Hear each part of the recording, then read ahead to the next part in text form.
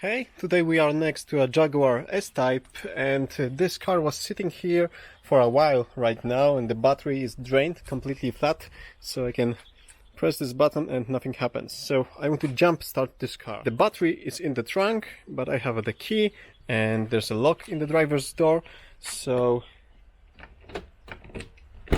we can get inside the car, but sadly there's no power in the car, so we cannot open the boot. There's an electric latch in the boot and you cannot open it when there's no power and the battery is in the trunk, as I said. So maybe there's a terminal under the hood. So let's open the hood, let's check what's there.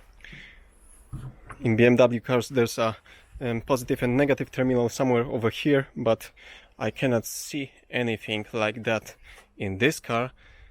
So what to do next? And I figured out that over here next to the number plate, here you have the opening switch, which is not working of course because you don't have power in the car, but over here on the left side there's a lock which you can use to open the trunk manually. And the battery is on the right side. As you can see, the whole thing is a mess right now. There are even some jump start cables.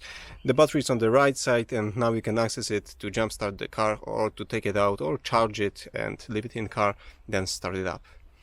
Okay, thank you for watching. Give me a thumbs up for this tutorial. Check my other tutorials about Jaguar and other brands, and see you soon.